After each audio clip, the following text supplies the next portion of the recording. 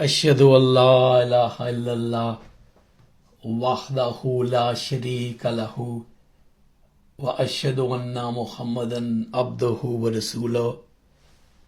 Amma ba'du, fa'uzu billahi minash shaitanir rajim. Bismillahir rahmanir rahim. Qala Allah ta'ala fil Qur'anil hakim. Bismillahir rahmanir rahim. Qul innama ana basharum mislukum yuha ilayya annama ilahukum ilahun wahid. فَمَنْ كَانَ يَرْجُو لِقَاءَ رَبِّهِ فَلْيَعْمَلْ عَمَلًا صَالِحًا وَلَا يُشْرِكْ بِعِبَادَةِ رَبِّهِ أَحَدًا. صدق الله العظيم. That verse which I read translates as follows. Say, this is addressing the Holy Prophet Muhammad, say, I am only a mortal like you. It is revealed to me that your God is one God. So whoever hopes to meet his Lord, he should do good deeds, and he should make no one a partner with God in the service of his Lord. And that is chapter 18, Surah Al-Kahf, verse 110. And another verse is as follows. قالت لهم رسلهم من نحن إلا بشر مثلكم ولكن الله يمن على من يشاء من عباده وما كان لنا أن نأتيكم بسلطان إلا بإذن الله وعلى الله فليتوكل المؤمنون. And that translates as follows. Their messengers said to them, we are nothing but mortals like yourselves, but Allah bestows His favours on whom He pleases of His servants. And it is not for us messengers to bring you an authority, meaning an order, except by Allah's permission. And on Allah let the believers rely. And this is chapter 14, Surah Ibrāhīm, verse 11. In the first verse that I read, the Holy Prophet Muhammad ﷺ is told to say to all people around him, the people to whom he was preaching his religion, I am only a mortal like you, a mortal human being like you. And this statement also occurs in another place in the Quran, in chapter 41, verse 6. And of course, it is clearly stated in several other places in the Quran, in different words, that he is only a mortal. In the second verse that I read, it is related that some messengers before the Holy Prophet Muhammad also told their people, we are nothing but mortals like yourselves. We are only mortals. In many other places, the Quran says that the rejectors of the prophets, including those who rejected the Holy Prophet Muhammad, raised this as an objection against them, that you are only mortals, just like us, no better.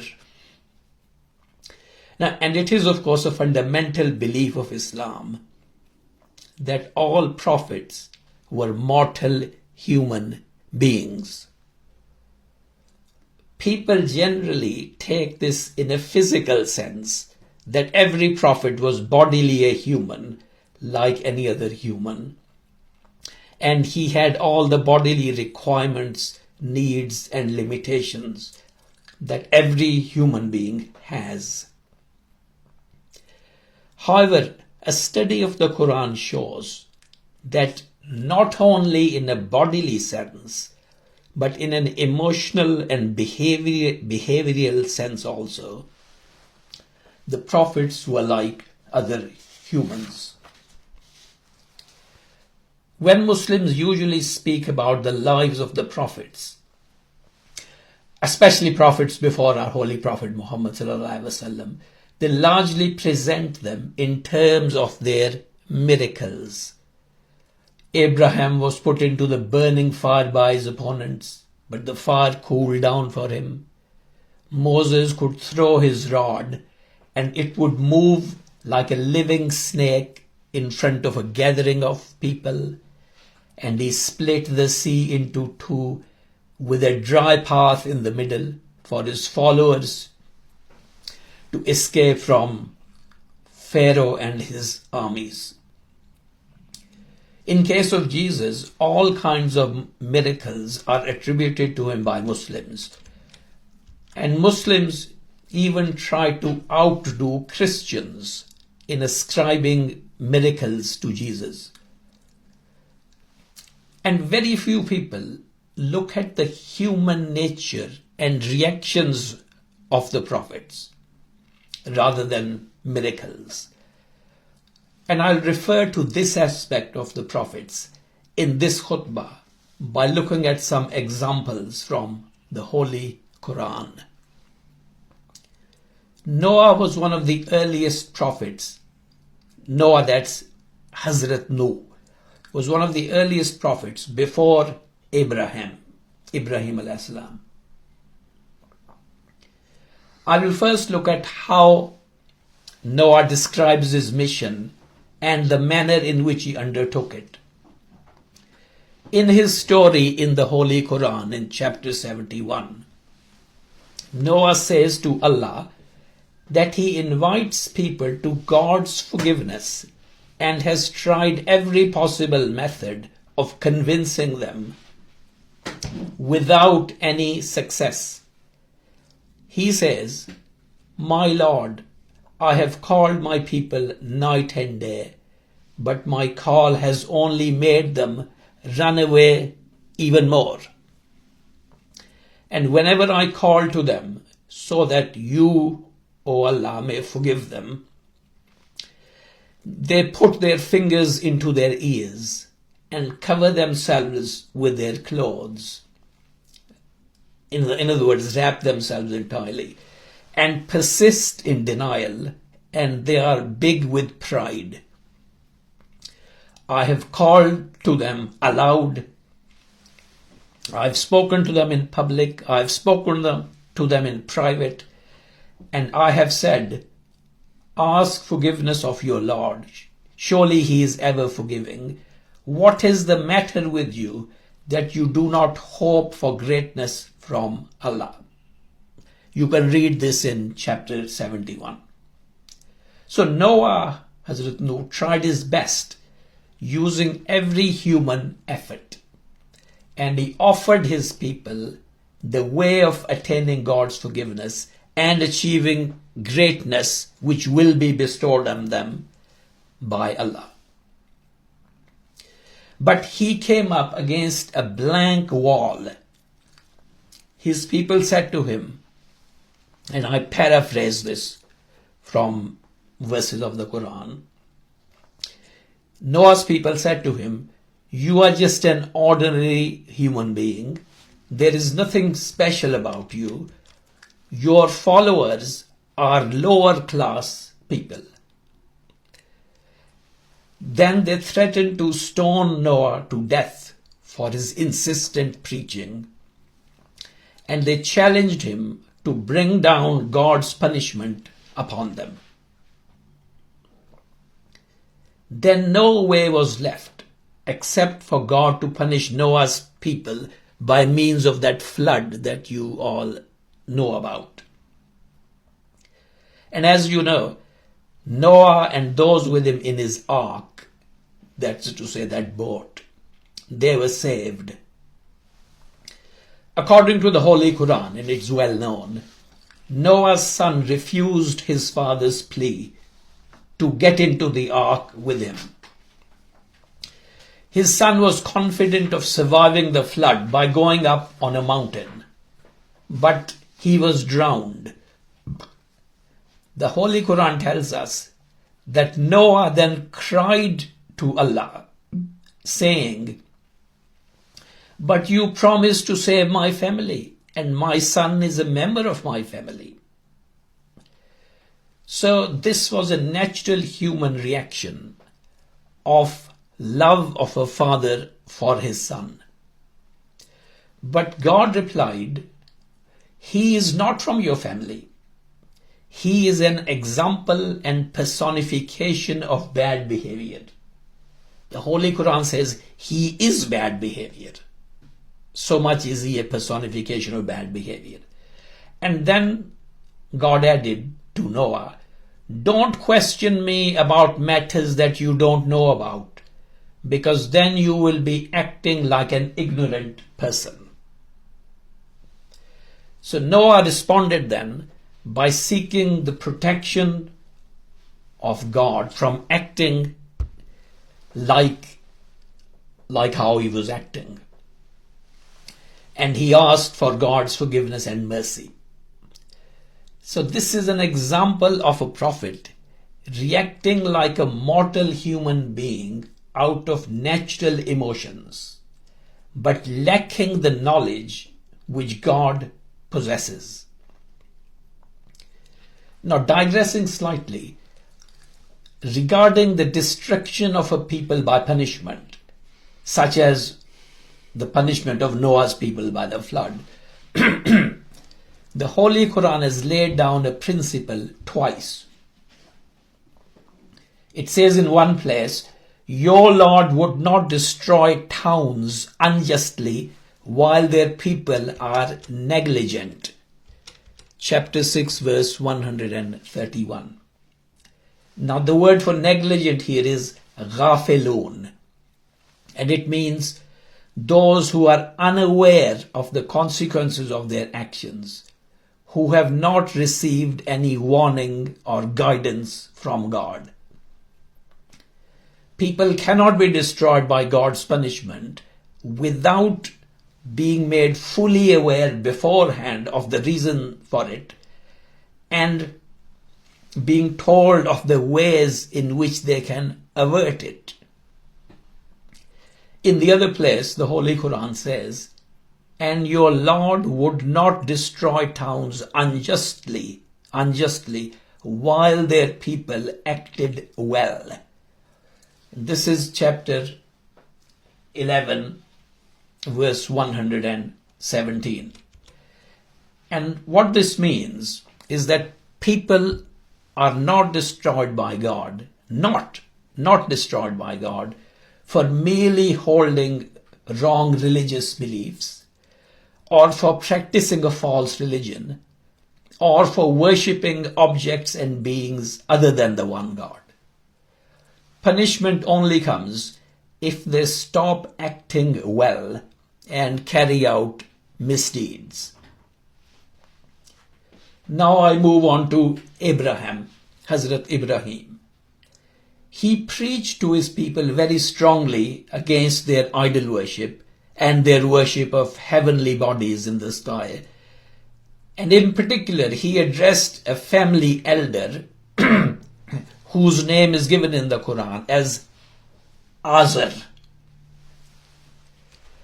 This name Azar is not to be confused with the common Muslim name Azhar, which is an entirely different word with a different spelling. So this family elder, whose name was Azar, and some people, in fact most, say that Azar was Ibrahim's father, but Mullah Muhammad Ali disagrees and says that he was an elder.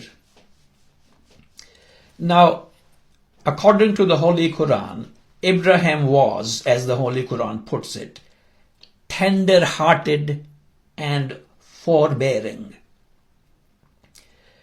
And the word forbearing in English means someone who is patient, tolerant, and forgiving towards people, not minding their abuse. Forbearing means he really takes a lot from people without reacting badly against them. So Abraham was tender-hearted and forbearing. And this elder Azar said to him, do you dislike my gods, Abraham?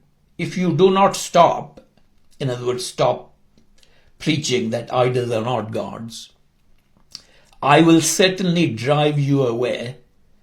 So now leave me for a time. And Abraham replied, Peace be on you, Salamun Aleka, peace be on you. I shall pray to my Lord to forgive you. Surely he is ever kind to me. Chapter 19 verses 46 and 47. So this was Hazrat Ibrahim's nature. And his prayer for this elder is recorded in the Quran as follows. Abraham says to Allah, and forgive my elder, surely he is in error. Chapter 26 verse 86. But Abraham's people threatened to kill him or burn him, and they made plans to do so. And Abraham was, of course, saved from their plans by Allah. Now, when the opposition of his people and of this elder reached an extreme, Abraham cut off relations with all of them. And the Holy Quran says about this, and Abraham's asking forgiveness for his elder was only due to a promise which he had made to him. But when it became clear to him that he was, in other words, that elder was an enemy of Allah, he dissociated himself from him. In other words, he cut off all connection with him. Chapter 9 verse 114. Now, if you read this and other related verses of the Holy Quran on the same subject, it seems clear that Abraham had a deep desire to pray for the forgiveness of his elder, and he only relented and stopped at the command of God, who informed him that this elder had reached the utmost stage in opposition from which he would never withdraw. Now, our Holy Prophet Muhammad sallallahu alaihi wasallam also had the deep desire to ask forgiveness for those of his people who rejected him, and he had the hope that they could be guided to accept the truth, especially if those people were also his near and dear ones. But Allah informed the Holy Prophet in the Holy Quran, surely you cannot guide whom you love. Meaning, you cannot guide someone just because you love him. But Allah guides whom He pleases. And Allah knows best those who walk in the right way. And this is chapter 28, verse 56. And this verse is said to have been revealed in connection with the death of Abu Talib. Now, Abu Talib, as you all know, was a paternal uncle, what we call chacha, of the Holy Prophet. And Abu Talib died in Makkah shortly before the emigration or hijrah of the Holy Prophet to Medina. Abu Talib had for years done all that he could to protect the Holy Prophet from his enemies, and the enemies were led by the other Quraysh chiefs.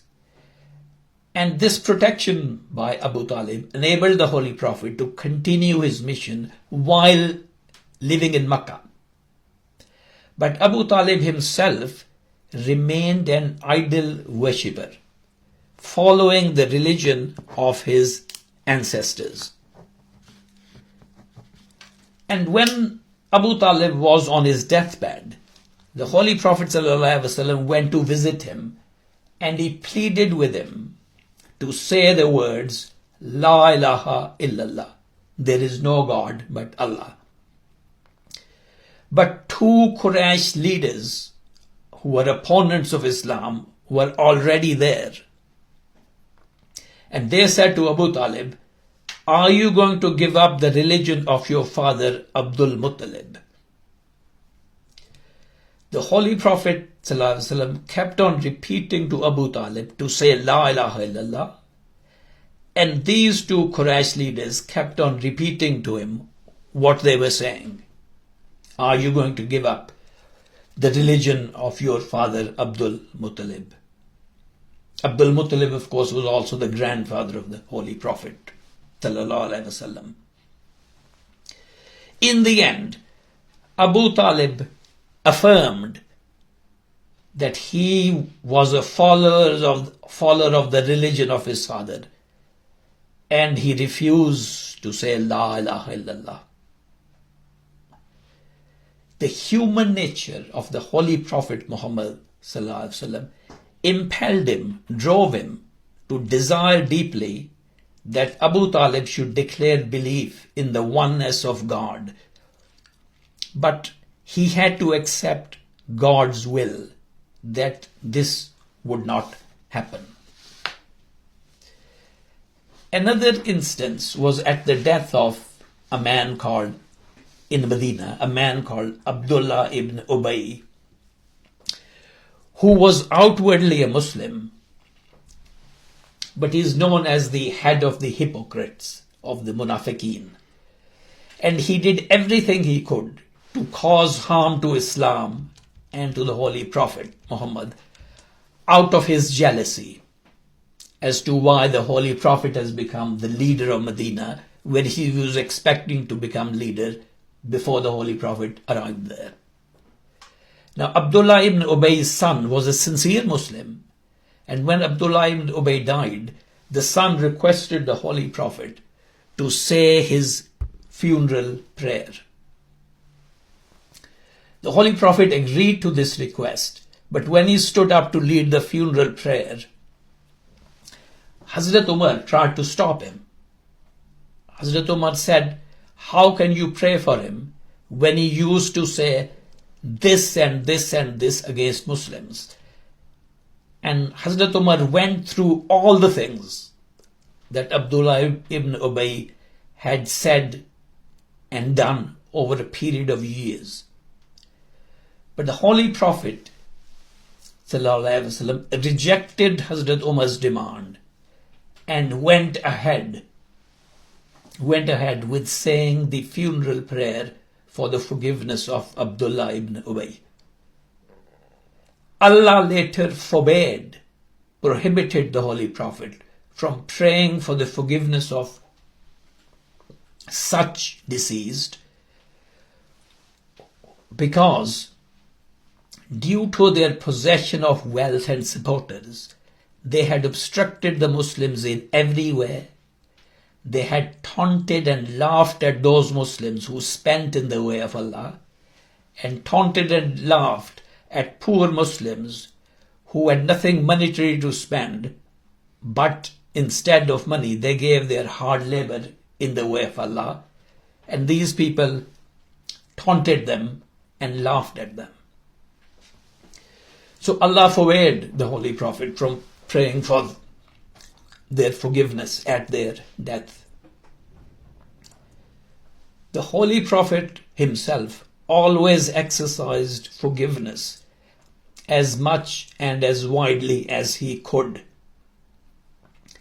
And indeed, he insisted on doing it until Allah informed him clearly and explicitly that he had reached a limit in case of certain persons beyond which he should not go.